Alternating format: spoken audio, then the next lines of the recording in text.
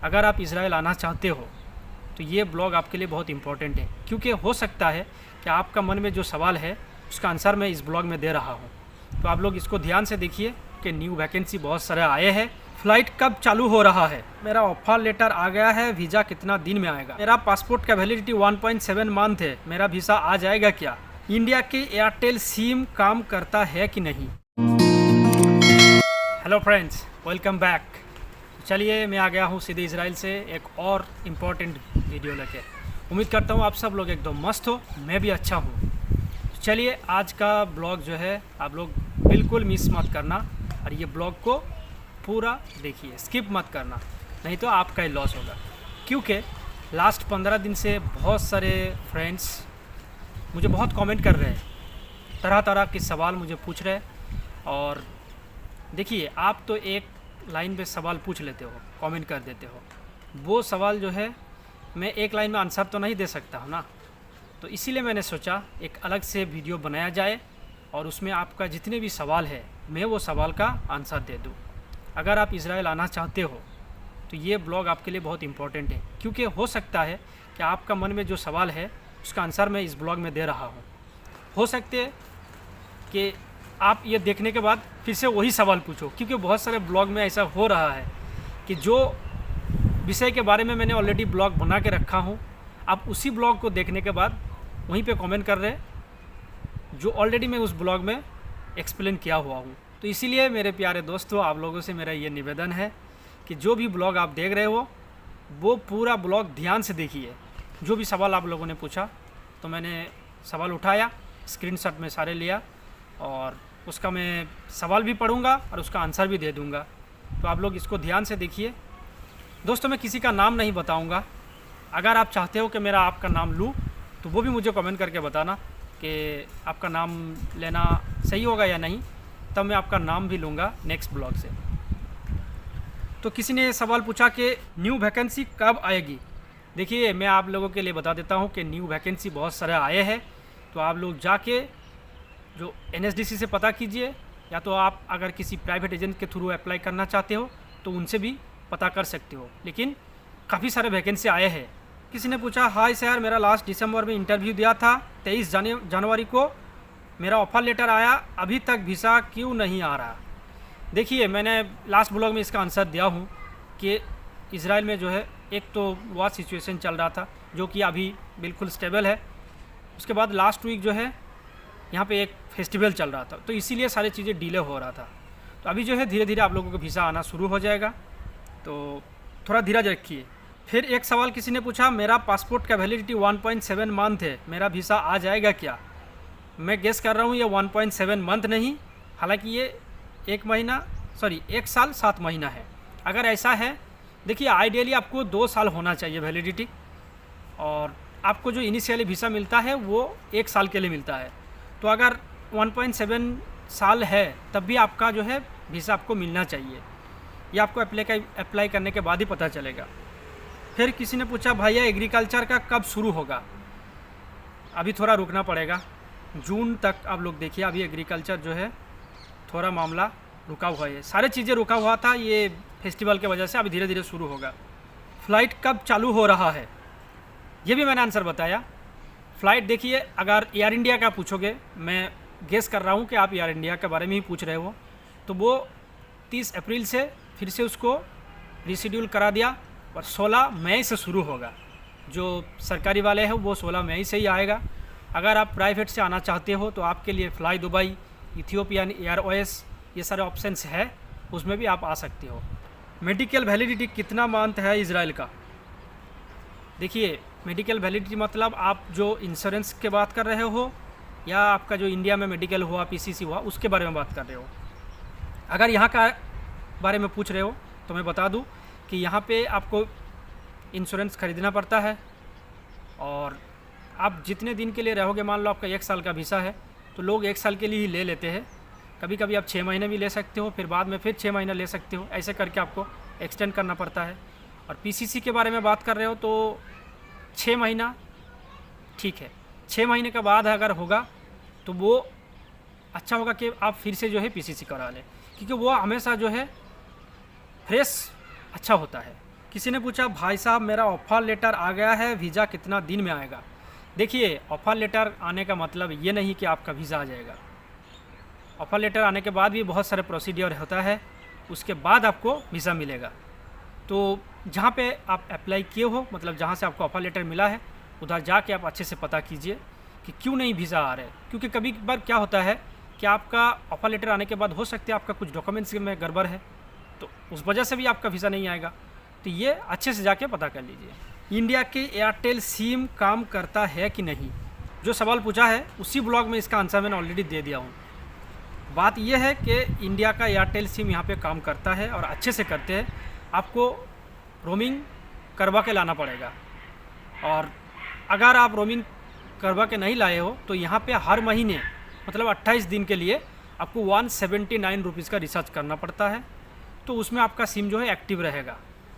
दूसरा सवाल इनका देखिए, रोमिंग पैक काम करता है कि नहीं, हुआ ना, जिसका भी मैंने आंसर दिया हूँ, लेकिन फिर भी मैंने बता दिया कि रोमिंग पैक काम करता है। 179 आपको रिचार्ज करना है, और फिर आपका जो है OTP आएगा बैंक से, जो आपका इंडियन बैंक है, और आपका मैसेज भी आता रहेगा।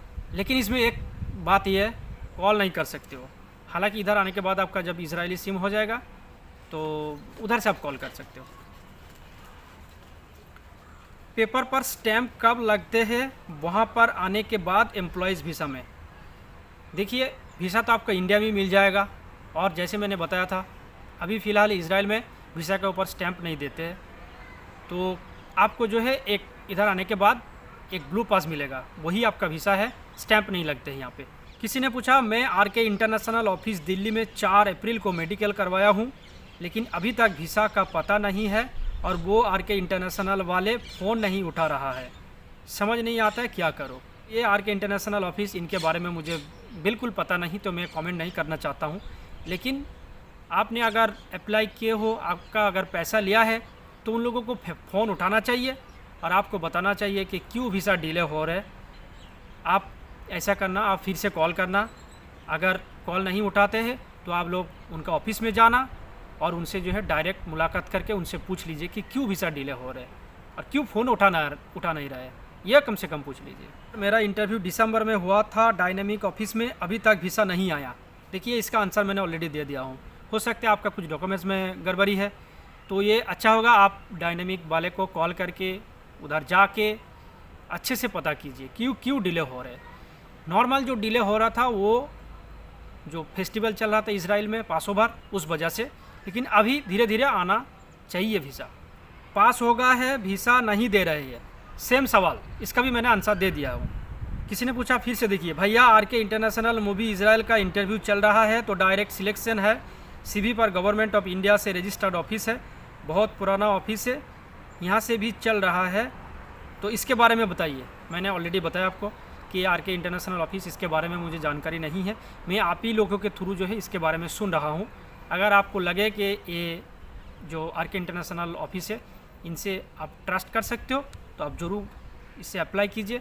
मुझे इसके बारे में जानकारी नहीं है, तो जो भी करना है आपको, आप सोच समझ के कीजिए, आप अपना डिसीज़न खुद लीजिए। आप किसी ने पूछा, नमस्ते भैया, क्या इजराइल में रेडीमेड रोटी मिलता है? जी भाई, इजराइल में रोटी मिलता है। यहाँ का लोग ज़्यादातर रोटी ही खाते हैं। रोटी मतलब अब ब्रेड मान के चलिए, मतलब ज़्यादातर ब्रेड रिलेटेड ये लोग चीज़ें खाते हैं, तो आपको ब्रेड मिलेगा। कभी कभार आपको सुपर मॉल में रेडीमेड रोटी भी मिलता है, जो आप तवा में मतलब जो है फ्राई करके मतलब सेक के खा सकते हो, तो वो भी मिलता है, लेकिन बहुत कम है। ज़्यादातर जो स्लाइस ब्रेड, वो चीज़ें ज़्यादा मिलता है। सर, अगर थोड़ा बहुत काम आता है तो क्या इजराइल के लोग वापस कर देंगे? देखिए, सबसे पहले आपका जो है क्लाइंट इंटरव्यू होगा, उसमें देखा जाएगा कि आपको काम कितना आता है, आपका एक्सपीरियंस है कि नहीं। तो अगर आपको काम नहीं आता है, थोड़ा बहुत आता है, तो वहीं पे आप पास नहीं कर पाएंगे। अगर उधर पास हो जाएंगे तो इसका मतलब जो ऑफिस वाले हैं वो आपका काम अच्छे से देख के आपको पास करवाया, तब आपको वीज़ा मिल जाएगा। अगर थोड़ा बहुत काम आते हैं तो वहीं पे आप फेल हो जाएंगे। भाई, फर्स्ट राउंड में पास हो गया, NSDC में बात किए थे, बोले कि आपका वेटिंग में चल रहा है, और बात किए तो बोले कि आप डॉक्यूमेंट्स भी ओके है। भाई, वेटिंग लिस्ट फिर क्यों है? देखिए, बहुत सारे लोगों का जो है इंटरव्यू हुआ था, तो उसमें से एक एक करके लोगों को भेजेगा ना, सबको एक साथ नहीं भेज सकते क्योंकि वार भी चल रहा था और फेस्टिवल भी था बीच में। तो अभी जो है फिर से शुरू हुआ है, तो जिसका नाम पहले था जाहिर सी बात है उसको पहले भेजेगा ना। आपका नंबर जो है बाद में अगर है वेटिंग में है तो आपका भी नंबर आएगा, आप धीरज रखिए।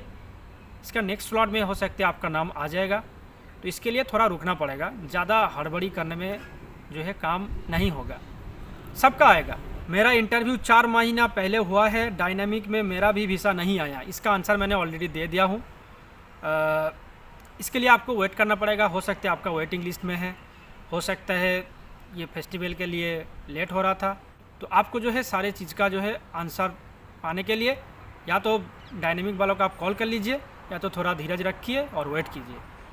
देखिए दोस्तों, लास्ट में मैं एक बार रिपीट कर देता हूँ कि अगर आप इज़राइल आने के लिए सोच रहे हो, अगर आपको लग रहा है कि इज़राइल का आने के टाइम क्या लेके आऊँ, इज़राइल आने के बाद यहाँ पे आके क्या क्या करना चाहिए ताकि आपका इधर आने के बाद रहना जो आसान हो, इंडिया से कैसे पैसा भेजे, क्या करे ना करे, ये सारे अगर आपको जानना है तो लो मैंने लास्ट 15 दिन से बहुत सारे ब्लॉग यहाँ पे अपलोड किया हूँ, तो वो जाके ब्लॉग भाई अच्छे से देख लीजिए, स्किप मत कीजिए। पूरा जब ब्लॉग आप देखेंगे तो आपका जो सवाल है अपने आप ही उसका आंसर आपको मिल जाएगा। तो पूरा देख लीजिए, उसके बाद अगर कुछ सवाल है तो फिर भी आप कमेंट कर दीजिए। मैं इस तरीके के ब्लॉग बाद में फिर बनाऊंगा जिसमें आपका कमेंट का आंसर दे दूंगा। उम्मीद करता हूं आपका जो क्वेश्चन है उसका आंसर मैंने दे दिया। अगर आपको आंसर पसंद आए और ये ब्लॉग अगर आपको इन्फॉर्मेटिव लगे तो प्लीज़ आप इस ब्लॉग को एक लाइक कर दीजिए और जो इज़राइल आने वाले हैं उसको ये ब्लॉग शेयर कीजिए ताकि ये जो सवाल है हो सकते हैं इसी में उनका भी सवाल है और उनका आंसर मिल जाए। चलिए मिलते हैं बहुत जल्द एक और इन्फॉर्मेटिव ब्लॉग लेके। तब तक के लिए सेफ रहिए, स्वस्थ रहिए, सावधान रहिए और शांत रहिए। मिलते हैं, बाय।